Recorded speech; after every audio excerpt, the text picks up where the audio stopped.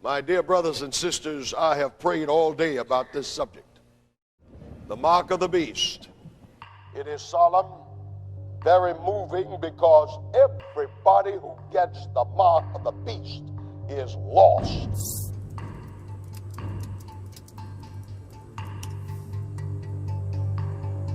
The mark of the beast.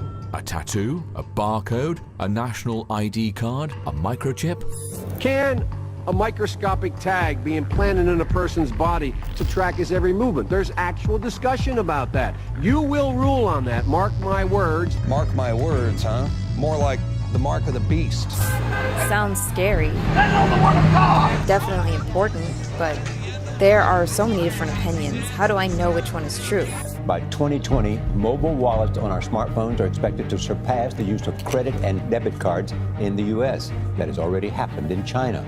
India also has a national ID system called Aadhaar that registers people using biometrics. This may be the next big thing, and it sounds like it's right from a sci-fi movie, but people all over the world are implanting these into their wrists. Once implanted, it could identify you as you pass through the airport, open the door to your home. It could even be used to buy groceries at the supermarket.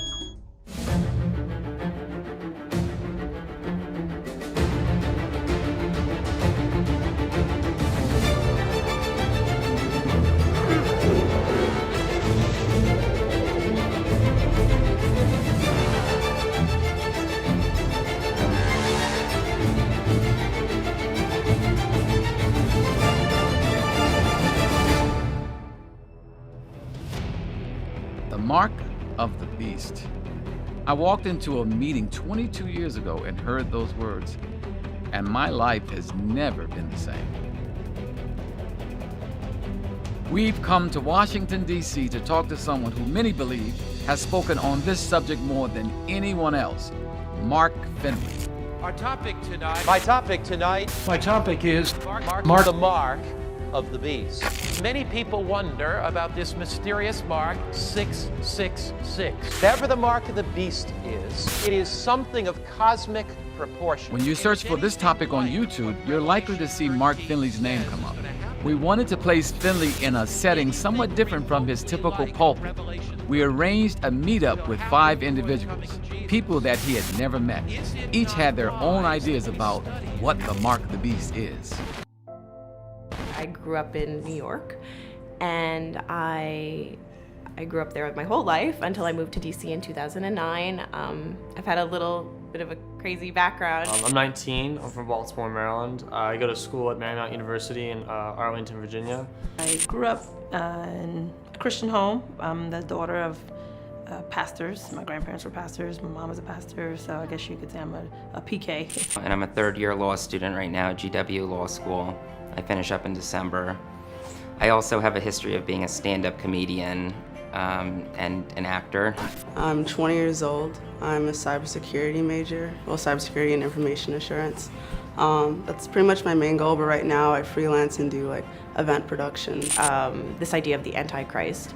The beast is in fact in our tradition as well, and the beast is one of the signs of the last hour of the day of judgment.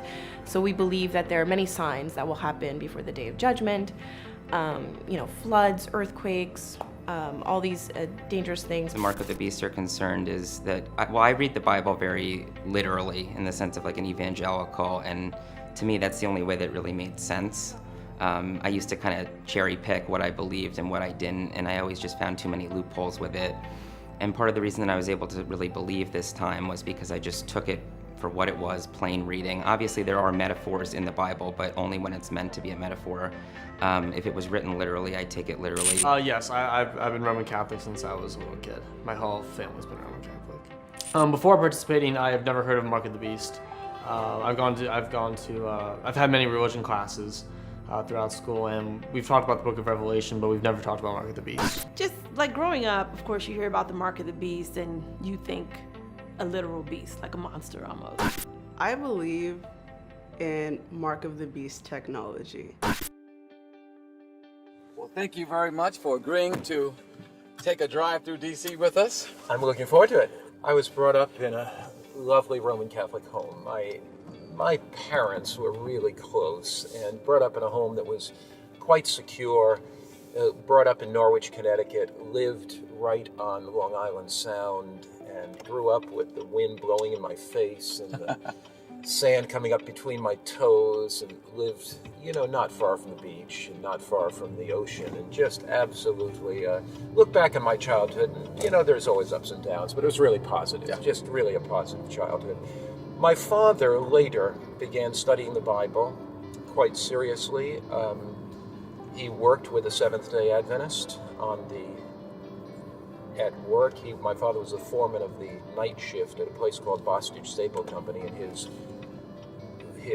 foreman worked the day shift, and his foreman was a Seventh-day Adventist, so he began to share with him the scriptural principles, the truths of Scripture, and Dad became an Adventist. So I grew up in a home where my father was a Seventh-day Adventist, my mother was a Catholic. Never saw them argue once over religion. Really? Yeah, never once. In fact, in those years, my mother smoked. My father did not, of course. My mother ate pork, and I can remember, Rico, sitting down at times at our table. My mother would make salad and peas and corn and potatoes. My father would put them on his plate. He'd pass the pork chops by, look at my mother and say, "Gloria, what a wonderful meal," My mother didn't drive in those years, so my father drove her to church, to Catholic church every Sunday, and would sit outside studying his Sabbath school lesson, So He wouldn't go in. No, but because he didn't have that belief system. But he respected her. I grew up in a home where the beliefs of one were respected. When I grew up, of course, in the Catholic Church, was educated by the priests and nuns on the altar. Went to Catholic schools for my first 8 years, then went to a public high school. When I was a senior in high school, my father knew that this was his really last chance to really have any major impact on me, but we had developed a relationship. I can remember distinctly when trout season, fishing season, would begin in New England, and I would say to my dad, "Dad, can you take me trout season? It opens on Saturday, April such and such." He would say, "You go to early Mass on Sunday, and I'll take you right after Mass." My father was the kind of person that was really flexible when it came to his boy, but he was very conscientious when it came to his faith. So he had that blend, Rico, of being loving and flexible on things that really would win me, but very conscientious. Mark's fond memories of how his father led him to a relationship with God and demonstrated Christ to him really made an impression on me. It revealed a lot about his own patient manner and approach to sharing challenging topics with those who are searching. Well, now you know that, and this is, by the way, very revelatory, because sometimes, you watch a minister for years and you think you know him, but hearing some of these very personal stories just really gives a lot of texture. And I know people will appreciate that. I certainly do. So this is revelatory now. I need to let you know something. On our drive back, the experience is going to be switched. The tables are going to turn a little bit. It's going to be somewhat revelatory for you.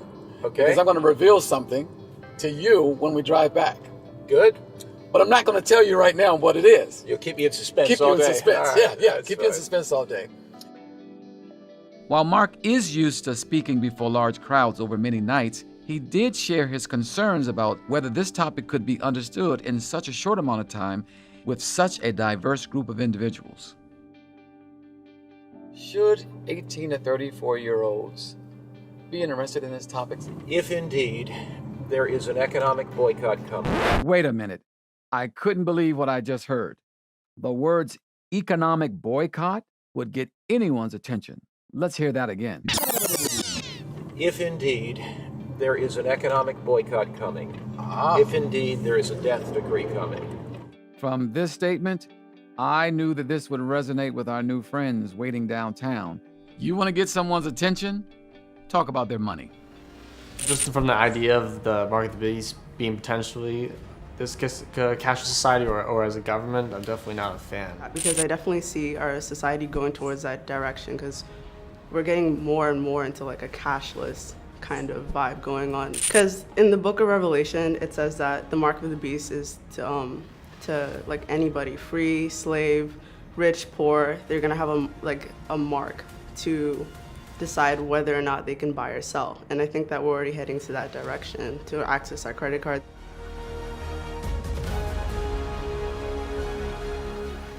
What's the expression? Ladies and gentlemen, welcome to the main event.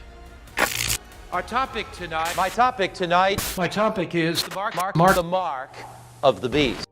I was lecturing in the Olympic Stadium in Moscow. Once communism fell, I had an invitation to come to lecture at Plahani University. Many of the students were coming from certainly a non-Christian background. Because we had led many people to Christ, and because we had worked there in Moscow for a while, when I got up to speak, a lot of ladies were coming up to give me flowers, and so I'm taking these flowers. And a lady walks down the aisle, and I should have known because the flowers were dead and wilted. I went to reach these flowers. I'm kind of looking, thinking, what in the world is this? She pulls the microphone out of my hand before like 18,000 people, and she starts yelling, "This man is the Antichrist. This man is the Antichrist. He has the mark of the beast," you know? So if we want to know who the beast is, in that instance, in her mind, I was the beast. So anyway, what happens is, her name was Mary David Christ. You can look her up on the internet. She's just amazing. I say amazing, yeah. She believed that she was the leader of the good angels that were cast out of heaven, and that the good angels left heaven, and she would assume the name Mary, Mother of God. She believed she was pregnant with the new Christ child, and that new Christ child would rule the world, and his name would be David. She believed that her young followers, they were between all male, between 18 and 22. She had 20,000 followers. And she believed that they were the good angels to battle evil, and that I was the epitome of evil. So when she said, "This man is the beast," they jumped up out of the audience to attack. So I'm standing on the platform, these 15 or 20 kids come running to attack me. Now, fortunately, I had led to Christ many KGB officers, many Russian soldiers, and they had not forgot their skills. So when they saw their old preacher getting attacked, you know, that happened to us for 14 nights in a row. Wow. I mean, she was there. So we said to her, I sent one of my staff to talk to her, and I said, "Look, we got to negotiate. We got to stop this. You know, we'd have music, and it would be fine in our lectures. Orchestras would play. We'd have health lectures to help the people. Everything would be fine until I started to speak. I mean, we'd baptize people, they'd smash bottles and put them in the bottom of the baptismal pool so people would cut their feet, you know, I mean, all kind of crazy stuff, burn down our signs. Every night when they attacked, we went to the Russian authorities. We said, "Look, we got to stop this some way." And they said, "Look, it's a free society," because right after Russia fell, there was a lot of chaos there. Here's how we stopped it. I sent one of my staff to talk to her, and I said, "Well, you know, we want to negotiate. What do you want?" She said, "I want one night to speak to the people." And my staff came back to me and said, "We told her we're going to give her one night to speak." I said, "Not on my time. I mean, that lady is a crackpot, you know. We're not going to let her speak to these people at all, you know." And they said, "Oh yeah, we committed to speak." I said, "Well, when did you tell her?" They said, "June 25th. I said, "Well, our meetings are over June 24. So I don't know what happened the night after our meetings were over. So, you know, we're going to be talking about the beast somewhat today, later on, you know, but we got to get acquainted and so forth. And so if you need to know, there are various fanciful interpretations, but when you look on the internet, if you read that Mark Finley is the beast, I mean, I just want to affirm that I'm not. Mark is one of the nicest guys you'll ever meet. Before he dove into this deep topic, he took his time to get to know each person. Then he began to share about the origin of the battle between good and evil. Things were off to a great start. He shared the history of the world from the book of Daniel. Then he introduced the concept of the beast. The first was like a lion, and it had wings of an eagle. Type into Google. Turns out there wasn't just one beast. It was more like a zoo. Daniel 7, verse 17, and Daniel 7 and verse 23. If you let the Bible interpret itself, a beast represents a king, or what he represents, a kingdom. Who's got Revelation 13? This is our chapter. And I saw a beast coming out of the sea. It had 10 horns and 7 heads with 10 crowns on its horns, and on each head a blasphemous name. The beast I saw resembled a leopard, but had feet like those of a bear and a mouth like that of a lion. The dragon gave the beast his power and his throne and great authority. The whole world was filled with wonder and followed the beast. The beast was given a mouth to utter proud words and blasphemies, and to exercise its authority for 42 months. What in the world is this talking about? First thing is, the name of the book is Revelation. That means something that's revealed, not something that's closed. It means something that is known, not something that's unknown. Let's go to Daniel chapter 7. In Bible prophecy, what does a beast represent? Beasts represent kings or kingdoms. The first was like a lion, and it had wings of an eagle. I watched until its wings were torn off, and it was lifted from the ground so that it stood on 2 feet like a human being. And the mind of a human was given to it. Daniel's prophecy says there'd be 4 beasts. The first is like a lion, Babylon, 605 to 539. The second is like a bear. Now, what nation historically overthrew Babylon? Oh, was it Persian? Persians, you guys got it. Yeah, the Medes and the Persians. That's exactly right. What nation overthrew Medo-Persia? Greece overthrows Medo-Persia. After that I looked, and there before me was another beast, one that looked like a leopard. And on its back it had 4 wings like those of a bird. The beast had 4 heads, and it was given authority to rule. The 10 horns are 10 kings. The holy people will be delivered into his hands for a time, times and a half a time. Grows to be worldwide influence. It comes out of the Roman Empire. It's growing to prominence in the 4th century. It's a power that starts off as small, grows to be worldwide influence. It plucks up 3 horns by the roots. It's guided by human wisdom.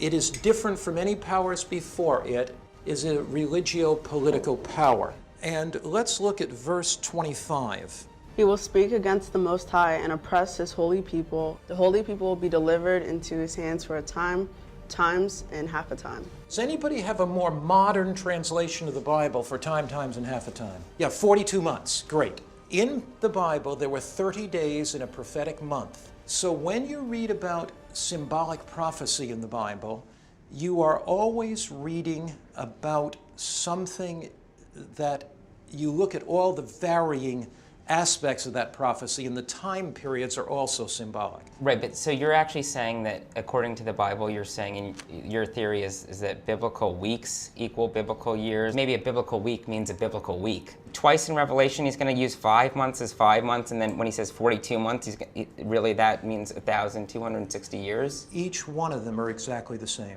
Okay, let's look at... Right? Or no? No. Let's look at Revelation 12. Okay. Okay, let's just look at Revelation 12, okay? In Bible prophecy, 1 prophetic day equals 1 literal year. This power would reign for 1,260 years.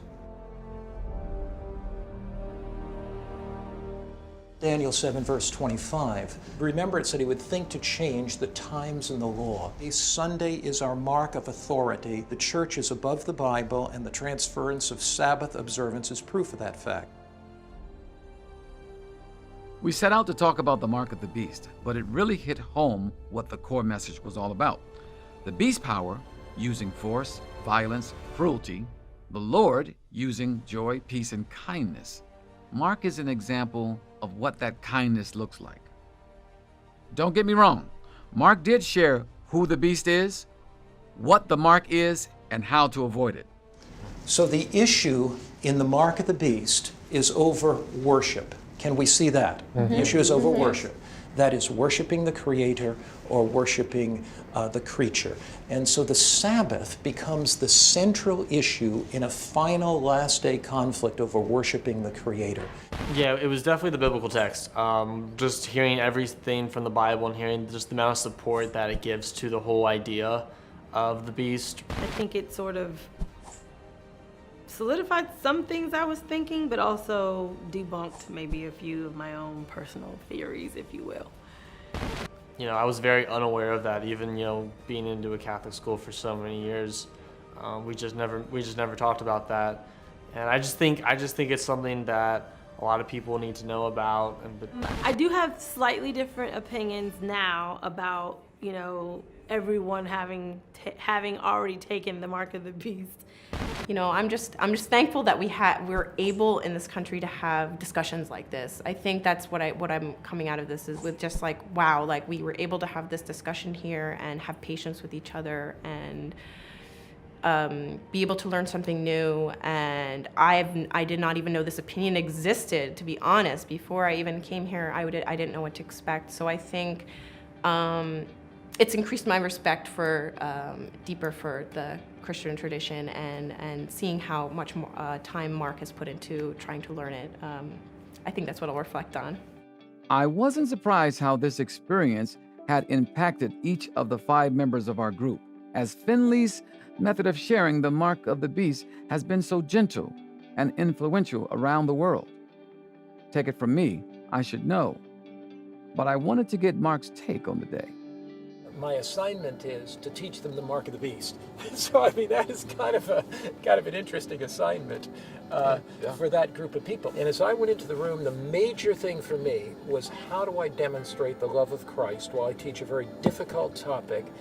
I think, Rico, the thing that came out from me was really the dynamic in the room. You know, I walked into the room and I had no clue who was going to be there. And we had a Muslim, we have an evangelical Christian steeped in rapture theology. We have another Christian who's kind of coming back to Christianity. We have a ardent Catholic who's educated in Catholic schools and Catholic university. And we have a person who is an agnostic atheist, so-called. And my assignment is to teach them the mark of the beast. So I mean that is kind of an interesting assignment for that group of people. Some of them don't have confidence in the Bible. Some of them are of course, the girl who was Muslim has confidence in the Quran. They don't have a clear view of salvation and who Christ is. And so to kind of blend that group and keep that group together and to be with them for almost 6 hours and not to have that thing fragment. And as I went into the room, the major thing for me was how do I demonstrate the love of Christ while I teach a very difficult topic? And how do I do it in the context that doesn't come across as narrow, intolerant, bigoted? And how do you blend that? And so my whole goal initially was to give the broad perspective of the controversy between good and evil and help them to sense, to bring people along. And we were able to get agreement at different points along the way. Agreement that the great issues would be over the issue of worship and the issue of freedom of choice and the issue of the throne of God.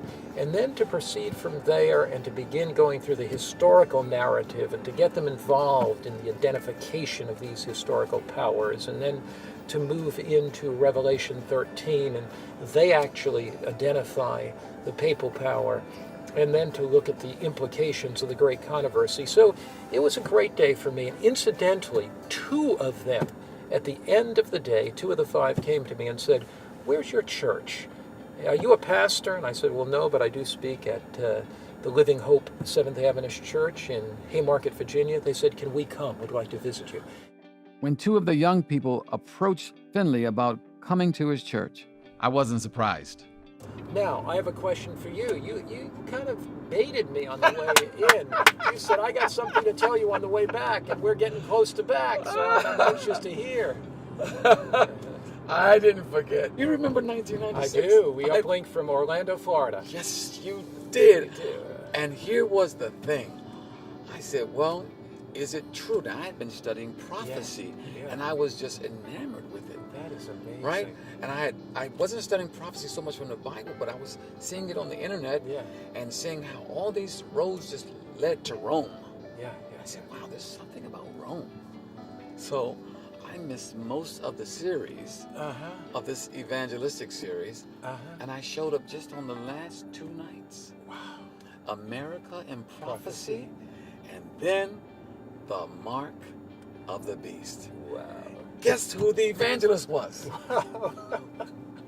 That is incredible. It was Mark Finley. That is incredible, man. It was Mark Finley, and I heard it And I just heard those 2 nights. I got a kick out of keeping Mark in suspense and seeing his humble reaction to having changed my life. I was saying how, he was going through the 4 or 5 beasts that he was listing on the board.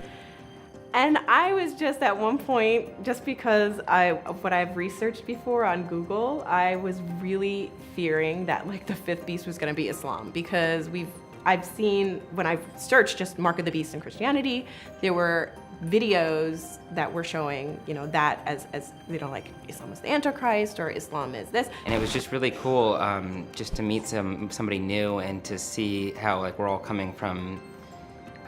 I've never had an experience like that really has opened my mind, because sometimes I've just been a little limited in my own experiences, and I just think it was very rewarding, and that was actually the best part of the day. And I was just actually so happy and relieved that it wasn't that. I know that's really bad to say, but then suddenly Matt and Mark started discussing, and I was like, wait, what? It's not Islam, and now it's, wait, what is going on? So I think before the day started, I kind of thought that Mark would come and he would end up being kind of a bigot, just really like stuck in his ways. The idea of, the Pope and the Roman Church being kind of this part of maybe some sort of, I don't know, in his Christian tradition or his Christian lens, is seeing it as something that, would be detrimental to Christianity as a whole. So that was a really interesting point for me.